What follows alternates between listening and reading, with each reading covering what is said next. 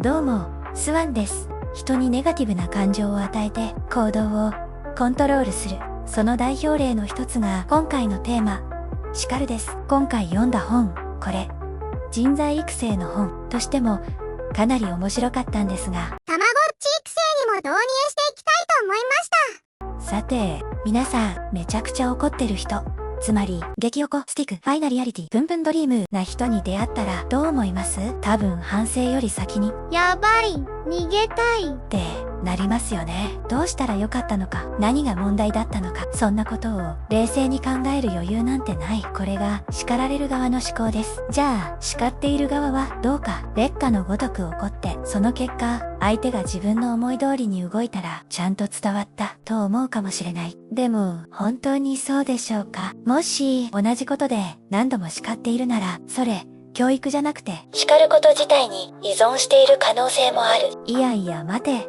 と叱るのなんて、したくてやってるわけじゃない。そう思いますよね。でもこの本にはこう書かれています。人は自分の苦しみを和らげてくれるものに依存する。つまり、依存って快楽を求めるだけじゃない。苦痛から逃げるためにも起こるんです。これ、かなり納得感ありませんか？買い物依存、ホスト依存、SNS 依存。私たちは快感に飛びついてるというより、しんどさを一瞬でも忘れたくて何かにすがることがある。そう考えると、叱ることも同じかもしれないんです。自分の中にあるイライラ、不安、無力感、それを相手にぶつけて、一時的に自分が正しい側に立てた気になる。ちょっと怖いですよね。そして、この構造、今の SNS の炎上にもかなり似ています。誰かが失敗した。すると、それは罰されるべきだと思いたくなる。正義の顔をして石を投げる。この本では人間には罰したいという欲求があるとも書かれています。しかも叱ることが必要だという価値観の中で育った人ほど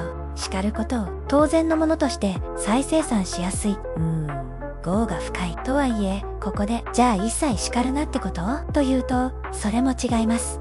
例えば、子供が車道に飛び出した時、あの瞬間に、カノミータよ。それは危ないから、やめようね。なんて、穏やかに対話してる場合じゃない。そういう時は、もう、通るわで、いいんです。命に関わる場面では、まず止めることが最優先だから。ただ、普段の人間関係まで、全部、それで押し切ってしまうと、相手は考えるんじゃなくて、怯えて従うだけになる。だからこそ、誰かの間違いを指摘したくなった時に、一度考えたいんです。私は、今、本当に、相手のために言おうとしているのか、それとも、ただ、自分が正しいことにしたいだけなのか、この違い、かなり大きいと思います。ちなみに、このテーマには、もう一つ、定番の反論があります。それが、